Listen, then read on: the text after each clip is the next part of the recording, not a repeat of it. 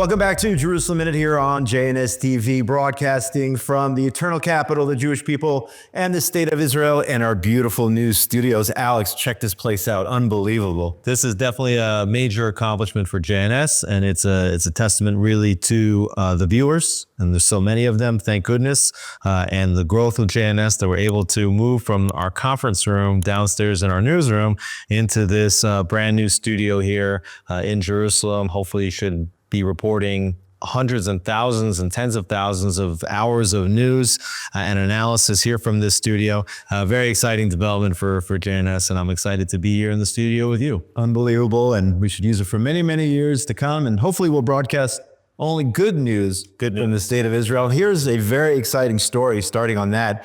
Declassified IDF information coming out this Thursday.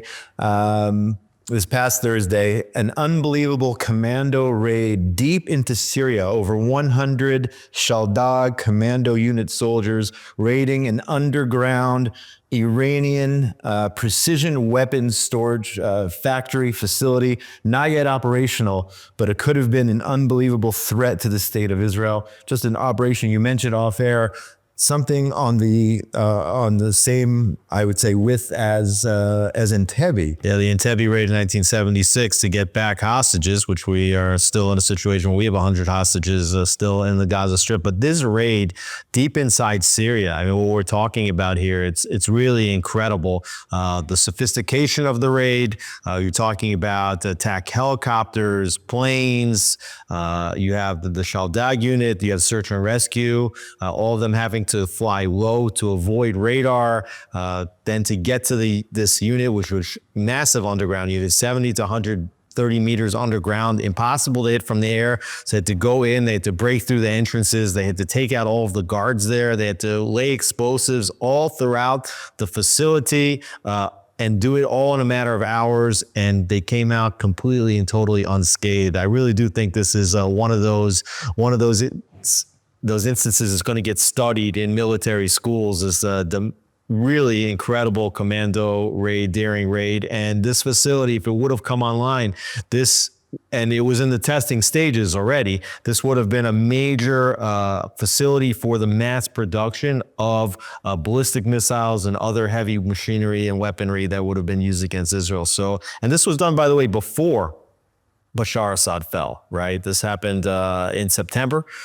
And it goes to indicate just how much intelligence Israel had. They knew about this facility for years. They were training for this alongside the Air Force operations deep inside Lebanon at the time, with diverting a lot of resources, but a really incredible raid. That just is a great indication of the strength, the intelligence, and the daringness of the IDF. It's really something out of a movie. I mean, there were 40 Syrian soldiers guarding the facility. They were able to successfully take them out.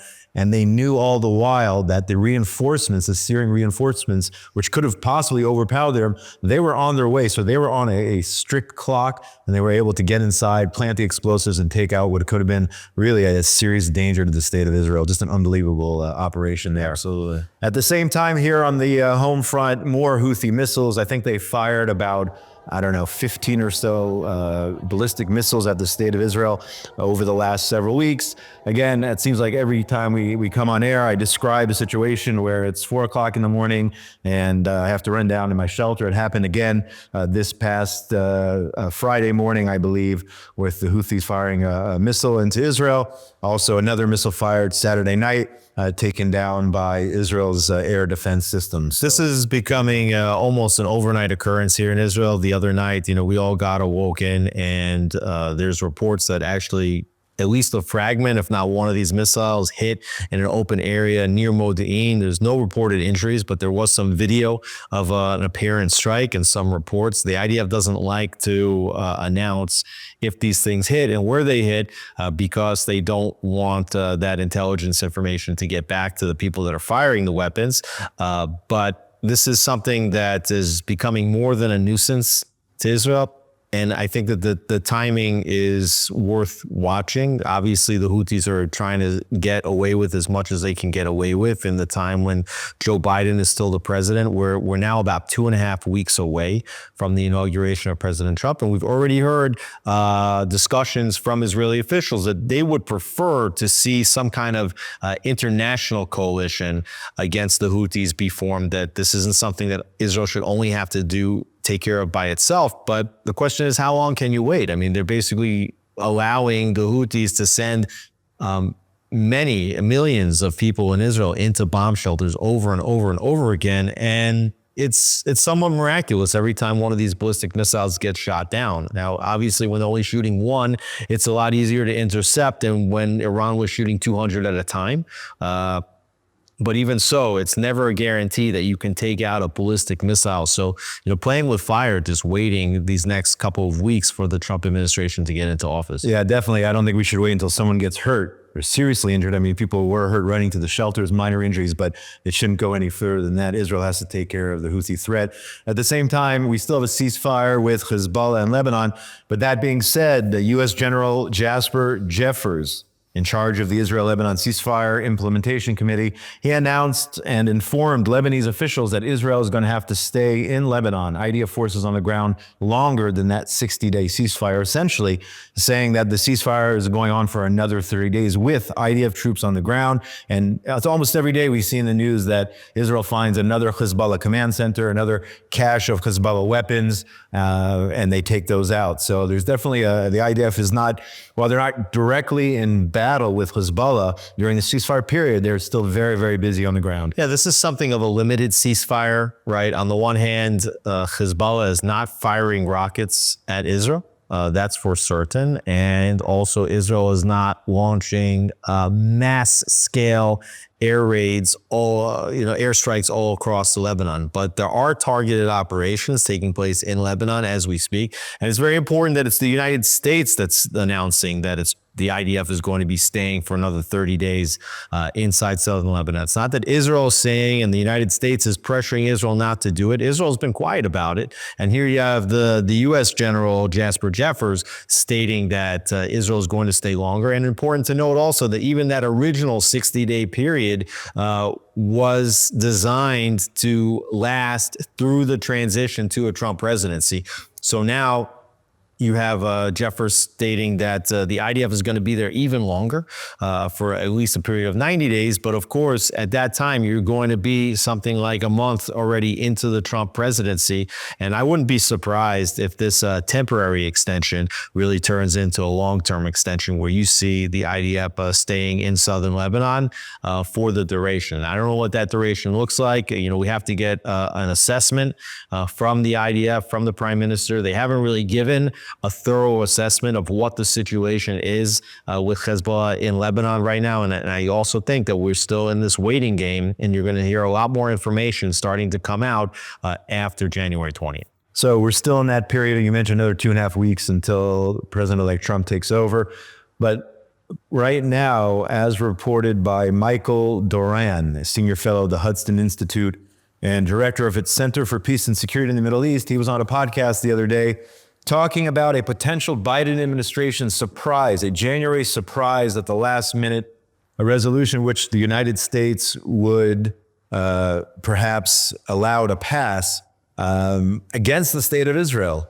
And they are tying this, as according to Doran, to Israel's, in their view, Israel's, not doing enough to allow humanitarian aid, or perhaps blocking U.S. humanitarian aid to Israel, humanitarian aid into Gaza. And therefore, the U.S. might decide to go to the UN, as the Obama administration did back in 2016, allowing a resolution to pass against the Jewish communities of Judea and Samaria. So we may expect there may be some surprises left in these 2.5 weeks. Yeah, I mean, you just have to look back to 2016 when the when the Obama administration allowed this resolution 2334 to pass. And we remember that the United Nations is, in essence, proven itself to be an anti-Semitic body. And the only thing that prevents many, many more anti-Israel resolutions from getting passed at the United Nations is the U.S. veto. So now, as you have an administration on the way out the door, just as you had the Obama administration just weeks away from leaving, what they did back in 2016 with UN Resolution 2334, which basically made it, declared that it was illegal any Israeli building over the Green Line, which was the border of Israel before the 1967 war. What they did was they basically colluded first with Egypt, then with Pakistan, pushed them to draft a resolution that they were comfortable with the language, that they would accept it, and then they just agreed to abstain in the vote. So they said, look, we're not voting for this resolution, but we're not using our veto to allow this resolution to go to the dustbin. We're going to let it pass. Right. And it's really like a passive-aggressive move against the state of Israel that the United States took back in 2016, and now Duran reporting that the Biden administration could do that again. And you know, the main hinge here has been the humanitarian aid. It's been like that since the beginning. We'll talk about that in a little bit in a minute.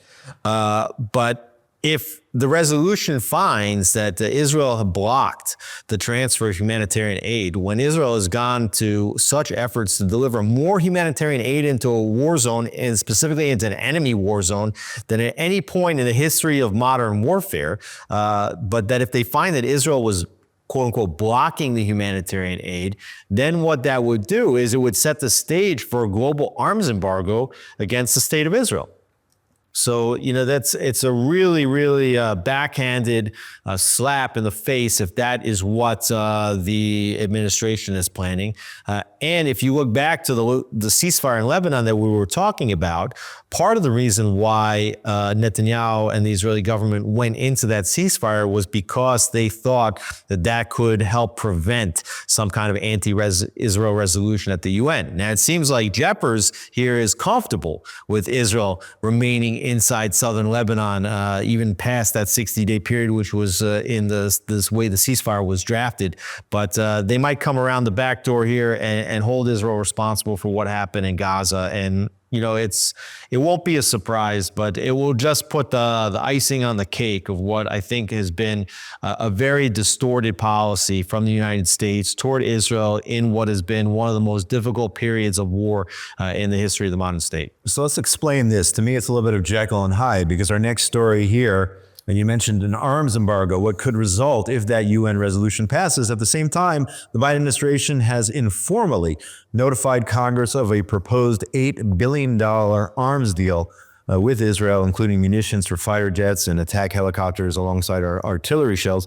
This package won't come into effect and won't be delivered for another year or so at least. But explain, if you can, you know, on one hand, trying to block Israel, harm Israel rather, at the United Nations by not vetoing a resolution, and now turning on the other hand and saying, well, we're going to give you $8 billion in arms. I mean, to me, it doesn't make any sense. Well, it makes a little bit of sense if you understand the way they're trying to play the game, okay? What's about to happen? President Trump's about to come into office. He's already said that the second that he comes into office, he's going to stop slow walking of weapons to Israel. They're going to open up the gates, and whatever Israel says they need, the United States, and especially with the new Congress, you know, Mike Johnson was just re-elected as Speaker of the House, and they were already passing bills for more aid. So the Biden administration is looking at what's going on, and they're saying, wait a second. We know that Israel is going to get their aid in just a month's time, okay, whether we pass aid or not. So here we're in a position in our last weeks where we can say that we are passing an aid package, okay, of aid that Israel was going to get anyway. Right. And then they can take credit for it. And then when something happens at the United Nations, they could say, well, look, we actually just passed an aid package to you. And you know, if the UN passed that resolution, they said there's an arms embargo. Well, we weren't saying that you shouldn't get aid. It was the United Nations that was saying that you shouldn't get the aid. So this is like a really backhanded way of saying, here's something nice while they're slapping you with the other hand on the other side. So, you know, this is just part of the game that they've been playing. And even that MOU that President Barack Obama signed, with Israel. It was a 10-year, $38 billion MOU to provide weapons to Israel. He did it because he understood that AIPAC could lobby the Congress to get that aid, even if he didn't do it. So if he understands that the aid is coming anyway, then he said, well, let me be the one that gets the credit for giving it to you. So here, I think Biden just wants to, and the administration wants to say, hey, look, the whole time we've been supporting you. Look, we're even giving you aid on our way out the door when everybody can recognize that ultimately it's not as nice as it looks. Yeah, and here and on the other hand, just published yesterday in the New York Times, revealing that Secretary of State Antony Blinken essentially threatened Israel. This was at the beginning of the war, that President Biden, who came to Israel after October 7th, that he would cancel his trip if the Jewish state didn't agree to U.S. demands. And again, this is another issue of the humanitarian aid into Gaza. Blinken essentially said to Israel, if you don't provide this aid that, you know, based on whatever the U.S. demands were at the time, the president's not going to come, essentially saying, we are not going to support you in your war against Hamas, despite this. Again, this is like a week or two after October the 7th, despite what happened in the horrible massacre, that you will not have the support of the president. You will draw a stand, really, take a stand, and not come to Israel. Blinken said that aid in Gaza has been grossly insufficient. Again, this is what he said back in October of 2023. He and other senior officials have said in the past, Hamas seizes aid that enters Gaza, although that didn't come up in the Times interview. So again, the bottom line here is the Secretary of State, which was revealed just over the weekend, threatening basically Israel. And this is right fresh off October 7th, that we would not have the full support of the administration if Israel doesn't first and foremost, as we're in the midst of a war dealing with what just happened, provide aid to the so-called civilians of our enemy population as we're under fire. Well, this is part of a sort of exit interview that Blinken provided to the New York Times. It's a 50-minute interview. Everybody should go on to NewYorkTimes.com, read that interview, and you can get the take, Antony Blinken's take on the entirety of American foreign policy during these last 4 years when Blinken's been Secretary of State. I would say something like at least a quarter of the interview focuses on Israel. Gaza, the interviewee called it the defining crisis of this era. You know, even as you have Russia and Ukraine going on and all kind of other crises, this is the defining crisis of the era. And you see here that from the very, very beginning of the war, the most important priority to the U.S. administration was the entry of humanitarian aid into Gaza. This was taking place even as Yoav Gallant, then the defense minister, was preparing a siege to be laid on Gaza, which made sense in relation to Hamas taking over 250 hostages, right? And so from the very beginning, Blinken says you can't do that. You need to put the humanitarian aid. And Blinken is really proud of himself for like a 9-hour argument in which he actually calls up the president of the United States and basically wants to make sure that the president is on board with Biden's threat to cancel the president's trip to Israel if Israel doesn't let the humanitarian aid in. And I think that that was a very faithful decision that Netanyahu and his team were forced to make in the early stages of this war. Were they going to put a siege in order to try to get these hostages released as fast as possible? Or were they going to allow humanitarian aid to go in order to get what they hoped would be the implicit support of the United States and how important they thought the president's visit was? Now, looking back, how important was the president's visit? I mean, maybe one could argue that if the president hadn't come and all the other foreign leaders hadn't come, that there might have been much more pressure on Israel to stop the war even earlier than there was. So perhaps, you know, Netanyahu did the right thing. A big question mark. You have to look back and analyze like whether it was worth it. But there's a lot of other things that come up in this interview that I think are really important to take note of. You know, the interviewer asked Blinken whether he thinks that what's taking place in Israel is a genocide, noting that other people are calling it a genocide.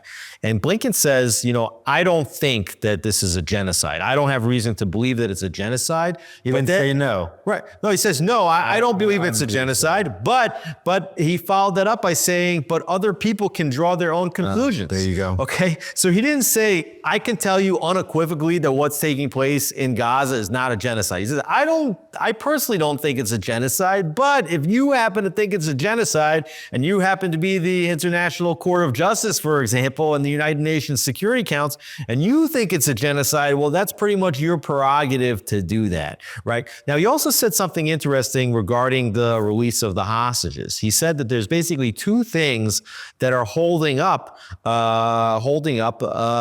Hamas's release of the hostages. And one of those things he said was when Hamas perceived that there was more pressure on Israel, they pulled back from the negotiations and increased their demands. Okay, so here you have the Secretary of State basically mirroring what's been the Israeli position all along, that whenever the United States or anybody else puts more pressure on Israel in public, that this actually makes it more difficult to get the hostages back. But let's look at what's been going on since this war started. Almost nonstop pressure on Israel not to move forward. So he's essentially admitting that his policies, the United States policies, have failed. That they may have failed here. Contributed to the hostages still being in the dungeons of Hamas. But there's almost no failure that Blinken admits in this interview. Even when the interviewee grills him on the pullout from Afghanistan, he says, okay, perhaps it didn't go the way we wanted it to go, but the most important thing was bringing the troops out of Afghanistan. Right. And if there was mistakes, I made sure that we learned from those mistakes.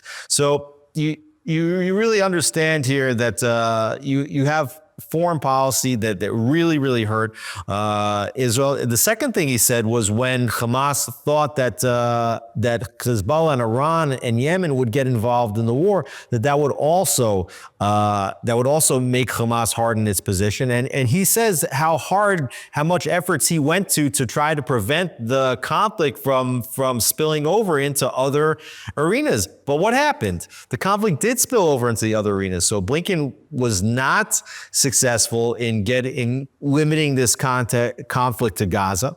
And he was not successful ultimately in seeing the return of these hostages. Didn't say unequivocally that this wasn't a genocide. And you see that how this ties into this potential UN resolution that's also going to hinge on this issue of the humanitarian aid. So you see from day one, the most important issue was humanitarian aid. This humanitarian aid has kept Hamas in power. Okay, because Hamas has been hijacking the humanitarian aid, using it to feed and bolster its troops. We don't know what kind of equipment's coming in, especially on those trucks that are coming from Jordan that are not being inspected. Right. And because Hamas is distributing the humanitarian aid, that puts them in a position of domestic power when what you want to do is remove them. So you just see throughout this interview, how the Biden team and led by Antony Blinken has really been a failure. The epitome, I think, of their failure. It may seem insignificant, but just taking a look at the fact that the United States established that port off the coast of Gaza to try to provide humanitarian aid, and it kept floating away. It kept breaking or whatnot. I mean, that was supposed to be like their key mechanism of bringing humanitarian aid. The port, they spent hundreds of millions of dollars on the port. U.S. servicemen who were hurt, I believe even killed. Israelis that were killed also. Yeah, what else is that? That port shows you how ridiculous. Before the port, you had also the airdropping. Oh yeah, that also killed people. Yeah, people were killed, by these pallets being dropped from the air. I mean, so it's what a disaster. Really, I don't know the policy, but here is some positive. You mentioned the election of Representative Mike Johnson, Republican from Louisiana, Speaker of the U.S. House of Representatives. As part of that announcement on Friday, we got reports here that the House also agreed to what is called the rules package to the 119th Congress. It also includes a provision to ease the passage of a bill instructing the president to impose sanctions on the ICC over arrest warrants issued for Israeli officials, including Prime Minister Netanyahu and former Defense Minister Gallant. So here's some positive news there, and I think this will move forward, of course, as we see the new administration take hold January 20th. This is something that the administration could have done as the ICC was preparing its arrest warrants. The arrest warrants weren't a surprise, right? People have been talking about the rumors of arrest warrants for weeks and months. And the United States could have threatened to levy harsh sanctions on the ICC if they issued arrest warrants, as a preventative measure. But they clearly didn't do that. That's the same situation you have here with this impending, what you call the January surprise of the UN Security Council resolution that may be passed here. The U.S. could have used leverage to prevent this. They didn't do it. Now that the Trump administration is going to come into office and Johnson's been reelected, and you have a Republican House and a Republican Senate, Now you're seeing that there's actually a lot of leverage that can be used in order to try to block anti-Israel movements in these international bodies like the ICC, the ICJ, and the UN, and also in terms of trying to get these hostages back. At the same time, over the New Year's holiday, you had President Trump make another statement demanding that Hamas release the hostages. And remember, we talked about it a few weeks ago, that he said all hell there will be hell to pay if the hostages aren't released. Let's check out President-elect Trump's latest statement. Mr. Netanyahu, about a ceasefire deal, you said if they don't have one by the time you take office, there will be hell to pay. We're going to see what happens. Have you spoken to President Trump? They better let the hostages come back soon. So again, there, President-elect Trump clarifying, I'll put it this way, they better let the hostages come back home soon. At the same time, Israel's Defense Minister Israel Katz echoed those sentiments. Let's check out his statements. אני רוצה להעביר מכאן מסר ברור לראשי המחבלים בעזה. אם החמאס לא יאפשר בקרוב את שחרור החטופים הישראלים מעזה, למרות נכונות ישראל לפשרות מרחיקות לכת, בהתאם לעקרונות שהתווה נשיא ארצות הברית, וימשיך בירי לעבר היישובים הישראלים, הוא יספוג מכות בעוצמה שלא נראתה בעזה מזה זמן רב. צה"ל יחריף ויעצים את פעילותו מול קיני הטרור בעזה עד לשחרור כל החטופים וחיסול החמאס. אני קורא לתושבי עזה להתקומם נגד ארגון החמאס הרצחני שמשתמש גם בכם כמגינים אנושיים ולהביא לשחרור החטופים הישראלים כדי למנוע סבל ולסיים את המלחמה.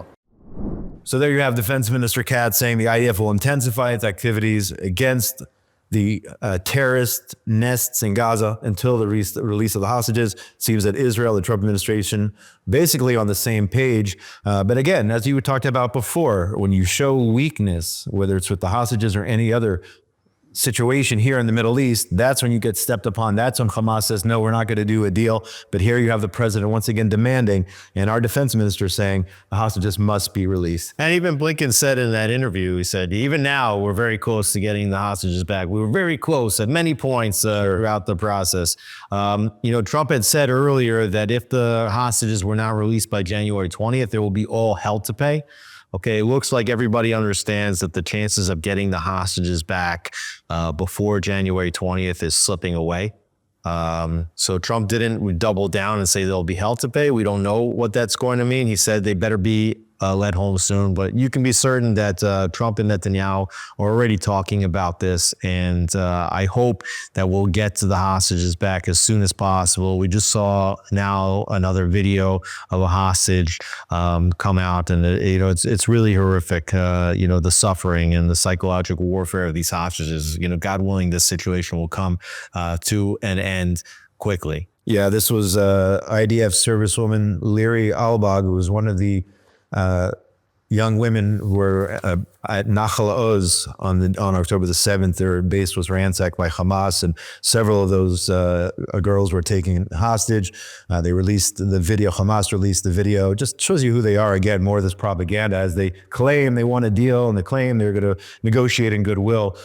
Just very sad to see one of these Outlook women here who are being held in the dungeons of Hamas. At the same time, Hamas has once again, on almost daily, restarted the rocket fire. I mean, it's nowhere near the amount as it was towards the beginning of the war, but almost every day over the last 5-6 days, Hamas again launching rockets mainly at Sderot and the communities surrounding Gaza. Yeah, I think it's important to that. It's important to note here that we're 14, almost 15 months into the war, and you see that Hamas is trying to reorganize inside the Gaza Strip. We talked many times about the destroying of Hamas battalions.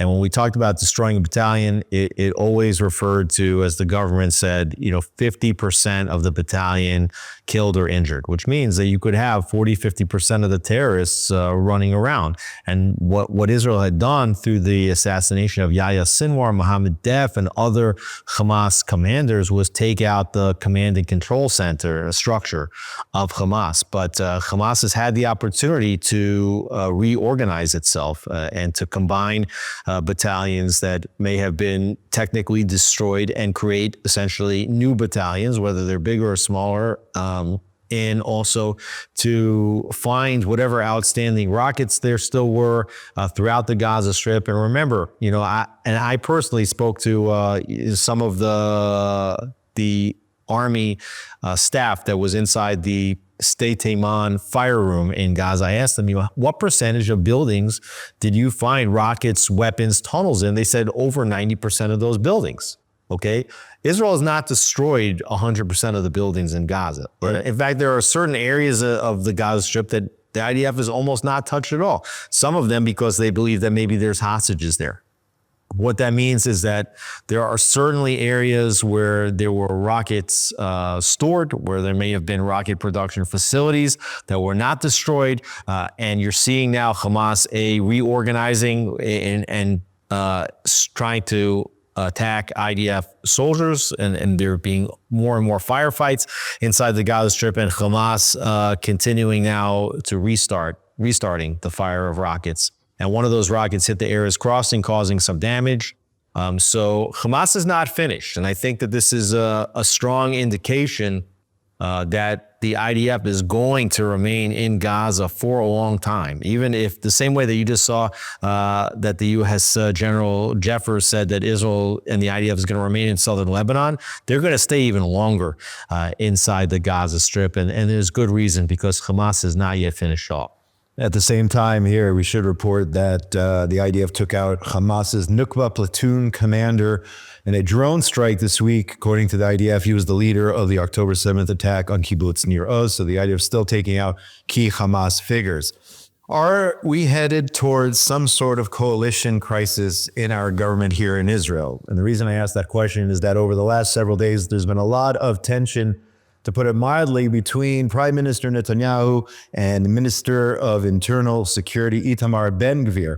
There was actually this past Tuesday evening, if you remember, we talked about last week's show, Prime Minister Netanyahu had to have surgery in a Jerusalem hospital for a prostate issue, had to have his prostate removed. But nevertheless, because of a certain vote within the Knesset, a vote on a budgetary issue, the prime minister actually had to leave his hospital bed and show up in the Knesset to vote, because Itamar Ben-Gvir and members of his Otzma Yehudit party voted against this important budget-related bill. He had to come in, and another member of Knesset, Boaz Bismuth from the Likud party, he was sitting Shiva, meaning he was mourning the loss of, I believe it was his mother. Yeah. He had to come away from the mourner's tent and show up at the Knesset and vote. Yeah. Now, Ben-Gvir kind of backed off last night. He apologized to both Bismuth and to the prime minister, but he did still say he was going to vote against the government on these issues. And essentially, Ben-Gvir wants more of a budget for what he's trying to accomplish within the police and internal security.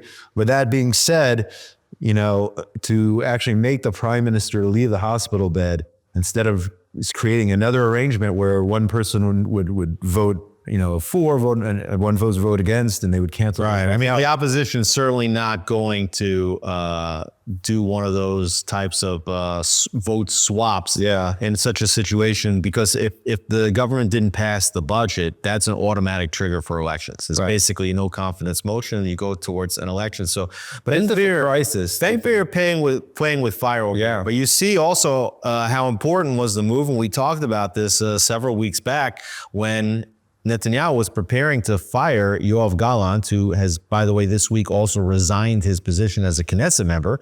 And he was basically at this point a member of the opposition. So his resignation is important because it means that Netanyahu can replace Gallant and his opposition vote with somebody from his own government that's going to be loyal to him. So basically Netanyahu is gaining another vote in his government. But we saw that with the firing of Gallant, Katz, who was the foreign minister, became the defense minister, and Gideon Sa'ar, who previously was a member of the opposition and a member of Benny Gantz's National Unity faction, rejoined the Likud. Sa'ar was a longtime member of Likud and became a defector, but he rejoined the coalition, giving Netanyahu and his government 67 seats. And if it wasn't for that move, if he hadn't brought Sa'ar back in, then Ben-Gvir's votes would be a lot more meaningful and could have crashed the government. So good move by Netanyahu to strengthen his coalition at a key time, so that even if Ben-Gvir does try the shenanigans, basically, that he basically pulled off last week, it was a very uncomfortable situation. Netanyahu had to come like a day after surgery into the doctor's orders into the Knesset, and then Netanyahu went back to the hospital for 2 more days. Okay, it was really like not where Netanyahu should have been, but you know, this is the nature of the types of intense politics that the parliamentary system in Israel has unfortunately demanded over the last several years. It's nothing new for Netanyahu. He's been dealing with such crises for decades, literally. And what I think what's most unfortunate about it is that you really, especially you have a right-wing government.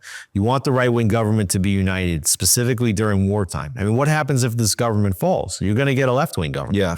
Okay, so would the public forgive Ben-Gvir for crashing a right-wing government and allowing a left-wing government to come in at this critical moment when President Trump is about to get into office, and you have an unprecedented opportunity to finish off this war once and for all, potentially with strikes against Iran's nuclear facilities?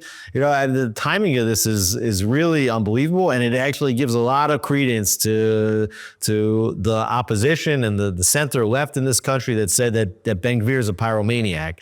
You know, we kind of saw it over here, and at the same time, we also don't want to see political divisiveness come up, because that's what we were seeing in the summertime before October 7th. And really, when you see political divisiveness in Israel, that creates a lot of vulnerability for the state of Israel. And it's really important that people learn the lessons, remain united politically. The election is not scheduled until November of 2026. Right. Okay, so there's no reason to crash this government right now.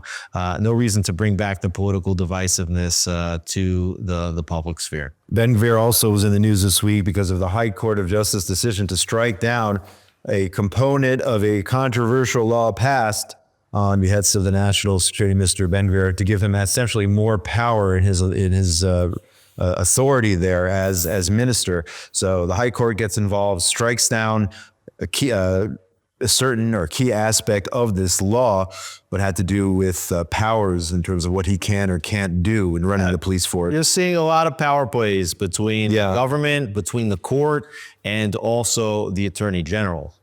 Yeah, here an Attorney General at the same time. Gali Barav Meira said that legislation being written to deal with the issue of the Haredi enlistment must include sanctions against draft dodgers, warning Defense Minister Israel Katz against trying to pass a bill that does not account for Israel's changed security needs following Hamas's October 7, 2023 onslaught.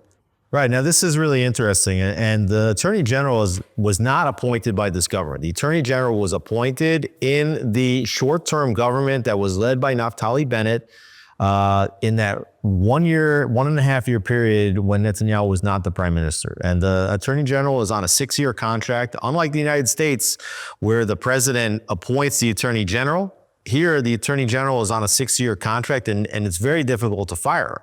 Okay. And here she's essentially the head of the opposition.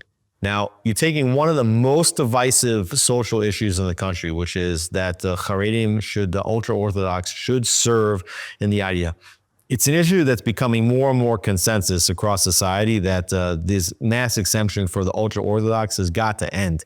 That if everybody else is putting their lives on the line in a time of war, that the Orthodox members should not be exempt, especially as their numbers in the country grow, and the IDF having a shortage of manpower and so many soldiers being away from their family for so many months during this war. If only there were more men that were eligible to serve, and quite frankly, there are. And there needs to be a way to get the ultra-Orthodox to enlist, but it's a difficult situation. We don't have time to unwrap this whole thing right now, but what is important here is that the court said that the government needs to pass a law requiring the conscription of the ultra-Orthodox. So what does that mean? It means that now the issue needs to go back to the Knesset, right? Now, first of all, why the court is demanding that this law has to happen, that's its own thing, But okay, that happens. So now the government needs to pass a law. So here you have the Attorney General stepping in and saying, I don't want you guys to pass the law that you want to pass, the ones that you can get the votes with your coalition members who happen to also be the ultra-Orthodox. So I don't want that law to pass. I want the law that I want to pass. So she's demanding that the government pass a law that includes sanctions, that she's the one determining. She's saying, I want the law to look like this, this, and this, and this. She's not elected by the people, okay? The government is elected by the people to make the laws. And she's saying, well, if the law doesn't look the way I want it to look, then I might have a problem defending the law if it comes to court, okay?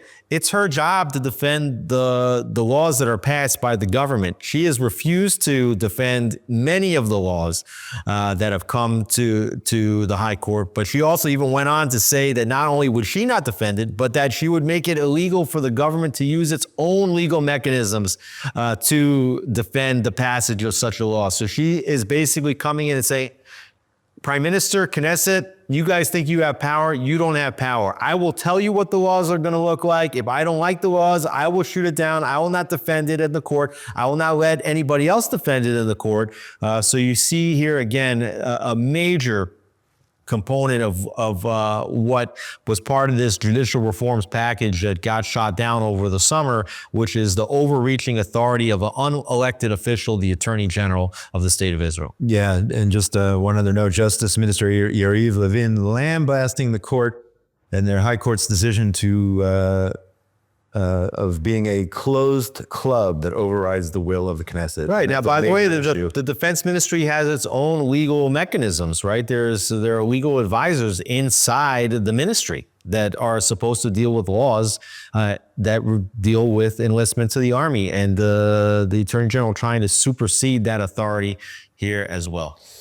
Unfortunately, that's all the time we have for today. We could get on that topic for a long time. We could probably do a whole show just on that issue. We maybe take that up in the future. But thanks for joining us here on Jerusalem Minute from our beautiful new JNS TV studios in Jerusalem. My name is Josh Hasten, correspondent for JNS News, along with Alex Traiman, CEO of JNS. Shout out to Avi Eisner, Yuri Shvertsky, Zach Sickerman, and Ryan Lifshitz, everyone behind the cameras, for everything that they do here at JNS. Make sure you log on to jns.org for all the latest breaking news from Israel, the Middle East, and the Jewish world. And check out all the beautiful programming. Check out all the wonderful programming on JNS TV.